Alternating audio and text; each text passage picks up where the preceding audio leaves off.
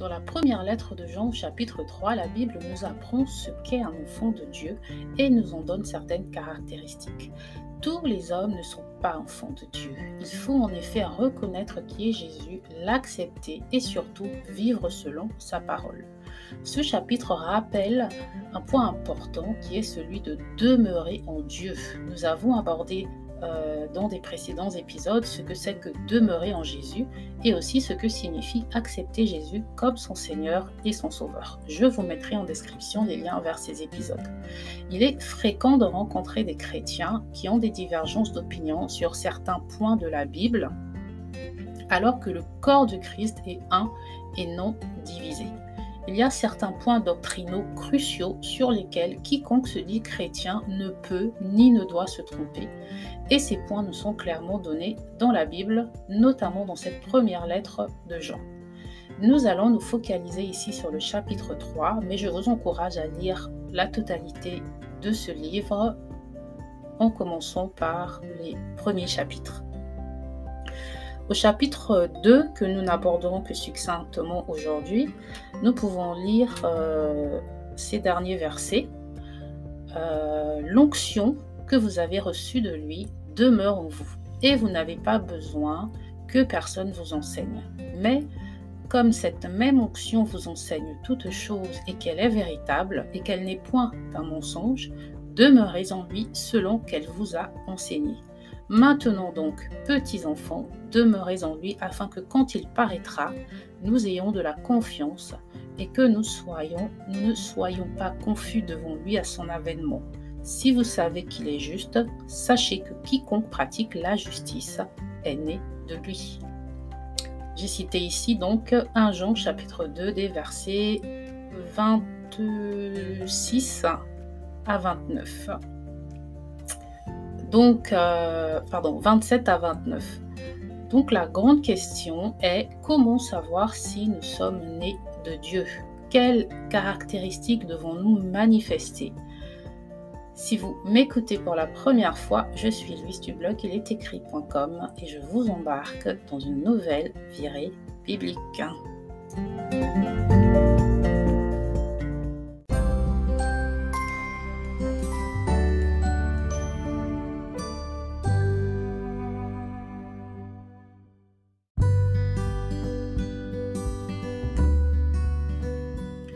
Avant de commencer, je voudrais juste ouvrir une petite parenthèse et dire que ce message n'a pas pour but de condamner qui que ce soit, mais plutôt de nous rafraîchir, voire de nous faire prendre conscience de nos manquements ou de nos lacunes vis-à-vis des standards bibliques qui sont ceux de Dieu, puisqu'il s'agit de sa parole.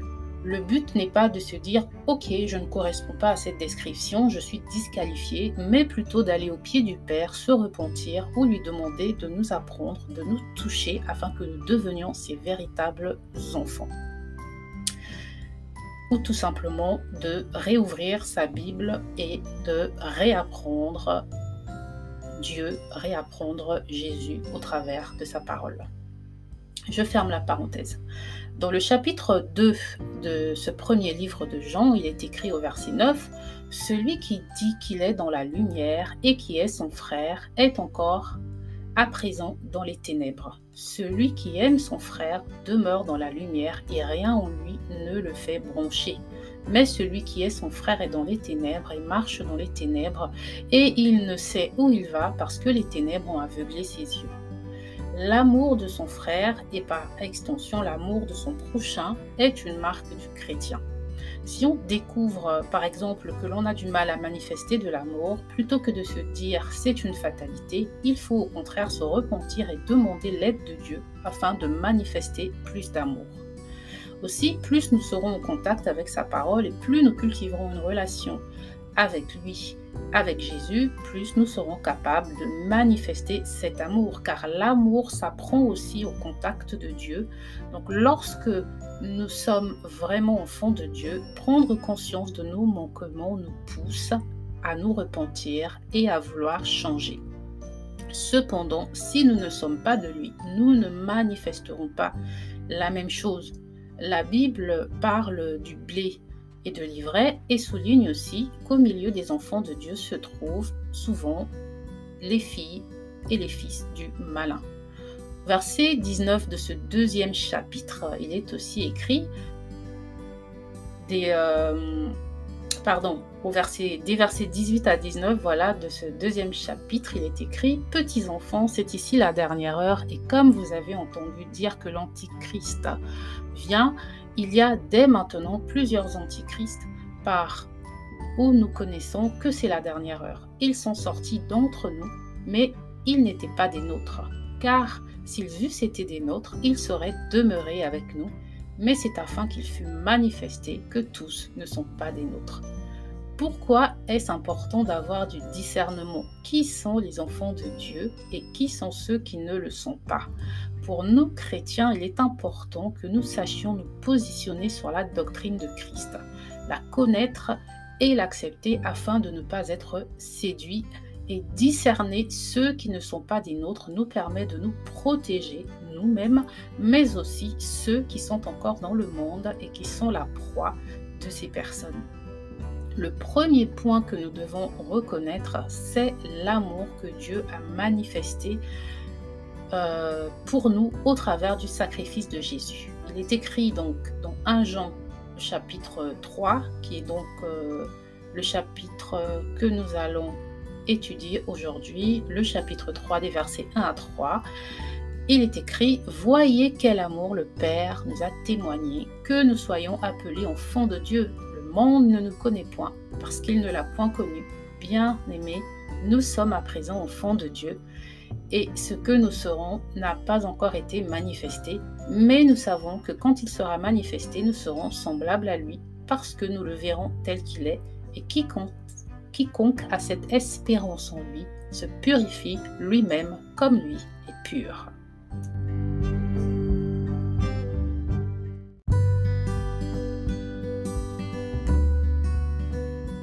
Un enfant de Dieu connaît l'amour du Père et reconnaît le sacrifice de Jésus. Jean explique dans son livre que c'est par Jésus que nos péchés sont pardonnés et que celui qui nie le Père n'a pas le Fils et vice-versa. Aussi celui qui nie que Jésus est le Christ, donc le Messie, n'est pas de Dieu. Ce sont ici des points indiscutables. Le chrétien est celui qui reconnaît que Jésus est mort pour le rachat de nos péchés et qu'il est ressuscité. L'amour de Christ est la marque du chrétien. 1 Jean 3,16 nous dit « Nous avons connu la charité » ou l'amour, dans certaines versions, en ce qu'il a donné sa vie pour nous, nous aussi nous devons donner notre vie pour nos frères. Or, celui qui aurait des biens de ce monde et qui, voyant son frère dans le besoin, lui fermerait ses entrailles, comment l'amour de Dieu demeurerait-il en lui? Donc, l'amour de Dieu, c'est la marque du chrétien, et ce n'est pas qu'un amour en parole, c'est un amour que le chrétien doit manifester au dehors de lui, envers son prochain. Ensuite, celui qui a reçu Jésus ne pratique pas le péché. 1 Jean 3,6 nous dit « Quiconque demeure en lui ne pêche point, quiconque pêche ne l'a point vu et ne l'a point connu. » Il est certain qu'aucun chrétien ne peut dire qu'il n'est pas pécheur. Mais ici, par la pratique du péché, Jean entend le fait de pécher volontairement et en connaissance de cause. Un enfant de Dieu peut pécher, mais lorsqu'il prend conscience de son erreur, il se repent et arrête de pécher. La repentance et la correction ou le changement de direction sont aussi la marque des vrais enfants de Dieu, car ils veulent plaire à Dieu en marchant selon sa parole. Des versets 9 à 11, il est écrit, toujours dans notre chapitre 3, « Quiconque est né de Dieu ne commet point le péché, parce que la semence de Dieu demeure en lui, et il ne peut pécher parce qu'il est né de Dieu. C'est en cela que se révèlent les enfants de Dieu et les enfants du diable. Quiconque ne pratique pas la justice n'aime pas son frère, n'est point de Dieu. Car le message que vous avez entendu dès le commencement, c'est que nous nous aimions les uns les autres. » Un enfant de Dieu, c'est donc celui qui reconnaît la seigneurie de Jésus sur sa vie, qui reconnaît son sacrifice comme preuve de l'amour de Dieu pour l'humanité. Il reconnaît son seul et unique Dieu et il manifeste son amour. Un enfant de Dieu veut être agréable à Dieu et pour cela il va demeurer en lui en marchant selon sa parole et en témoignant à son tour de l'amour à son prochain. Je me répète, je sais. Des versets 18 à 20 du chapitre 3 donc, de notre première lettre de Jean, nous lisons « Mes petits enfants, n'aimons pas de paroles ni de langue, mais en action et en vérité, car c'est en cela que nous connaissons que nous sommes de la vérité et que nous assurerons nos cœurs devant lui. Car si notre cœur nous condamne, Dieu est plus grand que notre cœur et il connaît toutes choses. » Un enfant de Dieu donc, ou celui qui se dit chrétien, ne l'est pas que de ses lèvres, mais il porte du fruit, il agit. Il ne suffit pas de dire aimer son prochain, il faut aussi aimer par des actes concrets. Ce chapitre s'achève par ces mots des versets 22 à 24. Je cite « Et quoi que nous demandions, nous le recevons de lui parce que nous gardons ses commandements et que nous faisons ce qui lui est agréable. Et c'est ici son commandement, que nous croyions au nom de son Fils Jésus-Christ et que nous nous aimions les uns les autres comme il nous l'a commandé. Celui qui garde ses commandements demeure en Dieu et Dieu en lui. Et nous connaissons qu'il demeure en nous par l'Esprit qu'il nous a donné. » Je le redis donc, un enfant de Dieu veut être agréable à son Père et garde ses commandements, non par peur, mais par amour. Et nous voyons aussi un autre aspect qui est une autre marque du chrétien, qui est le Saint-Esprit. Celui qui garde ses commandements demeure en Dieu et Dieu en lui, et nous connaissons qu'il demeure en nous par l'Esprit qu'il nous a donné, nous dit notre passage. Eh bien, il y a beaucoup d'autres éléments dans la Bible qui caractérisent les enfants de Dieu, mais il faut retenir qu'un enfant de Dieu marche selon sa parole et surtout est guidé par son esprit, puisqu'à la conversion, un chrétien reçoit le Saint-Esprit de Dieu, le consolateur, le guide. Et une personne qui nie Jésus n'est pas de Dieu. Une personne qui nie le sacrifice à la croix n'est pas non plus de Dieu.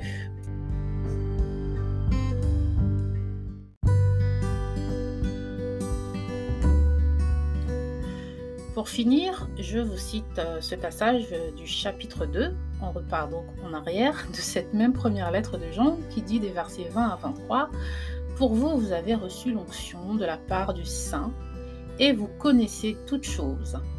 Je vous ai écrit, non que vous ne connaissiez pas la vérité, mais parce que vous la connaissez et parce que nul mensonge ne vient de la vérité. Qui est menteur, si ce n'est celui qui nie que Jésus est le Christ? Celui-là est l'Antichrist qui nie le Père et le Fils. Quiconque nie le Fils n'a pas non plus le Père, celui qui confesse le Fils a aussi le Père. » J'ai entendu un jour un homme dire que Jésus n'a jamais dit qu'il était le Messie. Cet homme s'adressait à des foules, se disant de Dieu une Bible à la main. Une telle affirmation dérange un enfant de Dieu qui lit sa Bible, car que lisons-nous dans l'histoire de la femme samaritaine dans Jean 4 au verset 25 ? Je cite donc, « Cette femme lui répondit, je sais que le Messie, celui qu'on appelle Christ, doit venir. Quand il sera venu, il vous annoncera toutes choses. » Il nous annoncera toutes choses. Et au verset 26, Jésus lui dit, « Je le suis, moi, qui te parle. » Rien de plus clair. Ceux qui ne sont pas de Dieu retranchent à la parole, la travestissent même pour leur propre intérêt et pour égarer les cœurs. Un enfant de Dieu demeure dans sa parole et l'applique sans rien ni changer. Merci de m'avoir écouté, liké, partagé, pas moi, mais la parole.